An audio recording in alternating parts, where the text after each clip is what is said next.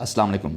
बार बार खाने से मुराद ये है कि जब आप ब्रेकफास्ट करेंगे तो उससे लंच तक के दौरानिए के अंदर बीच में आप कोई भी खाने की आइटम नहीं लेंगे, कोई भी फूड आइटम सर्व नहीं करेंगे। ऐसे ही डिनर से आप ब्रेकफास्ट तक या लंच से डिनर तक इनके खानों के बीच के अंदर आप कोई भी खाने वाली आइटम, कोई फूड आइटम जो है उसको सर्व नहीं करेंगे।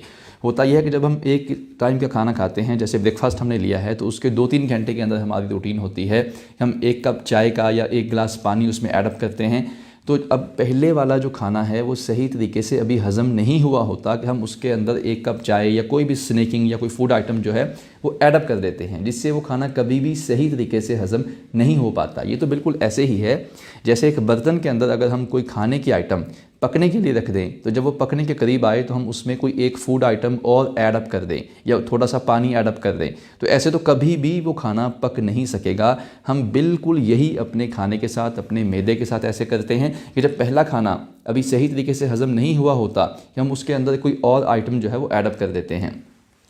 हमारे पेट के अंदर कोई ऐसे मंजिलें नहीं बनी हुई कि ग्राउंड फ्लोर हो, उसके बाद फर्स्ट फ्लोर हो, कि जब हम ब्रेकफास्ट लें तो वो ग्राउंड फ्लोर में पहुंच जाए।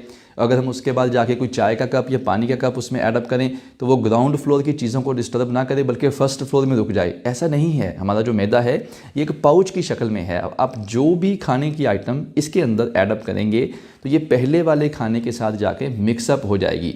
अब अगर वो खाना सही तरीके से हज़म नहीं हुआ होता और आप उसके अंदर कोई और आइटम, कोई स्नैकिंग या कोई फूड आइटम कोई भी ऐड अप कर देते हैं, तो वो सही तरीके से हज़म कभी भी नहीं हो पाएगा। इवन अगर आप पानी उसमें ऐड अप कर देते हैं, अगर आप पानी उसमें बिला ज़रूरत ऐड अप कर देते हैं, देखिए अल्लाह ताला ने ये जो बॉडी है, हमारा जो जिस्म है, ये बिल्कुल आसान तरीके से बनाया है।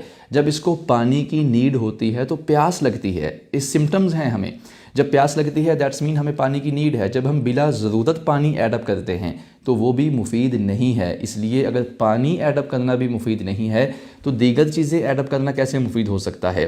हाँ, अगर आपको किसी डॉक्टर ने या किसी हकीम ने कह दिया है या आपने खुद से सोच लिया है कि जो पानी है ये हमने ज़्यादा इसको कंज्यूम करना है, ये बहुत मुफीद है, तो भी आप एक खाने के 2-3 घंटे के बाद पानी ना पीजिए जब तक कि प्यास ना लगे।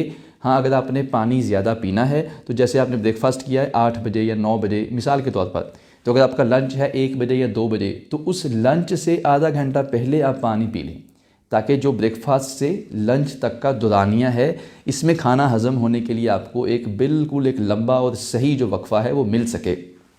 जब पानी ऐड अप करना बिला ज़रूरत ठीक नहीं, तो कोई भी फूड आइटम्स जो है उनको ऐड अप करना कैसे ठीक हो सकता है। हमारी चूँकि रूटीन बनी होती है कि हमने हर 2 घंटे के बाद कोई ना कोई चीज़ खा रहे होते हैं, समटाइम कोई स्नैकिंग कर रहे हैं या कोई चाय का कप ले रहे होते हैं, तो इसलिए जब वो टाइम होता है तो हमें क्रेविंग फीलिंग होने लग जाती है, हमें भूख लगने लग जाती है, हमारा जी करता है कि अगर हमने चाय का कप ना पिया तो हमारा सर दुखने लग जाएगा। तो एक्चुअली ये हमें नशा है, बार बार खाने का हमें नशा लगा हुआ है।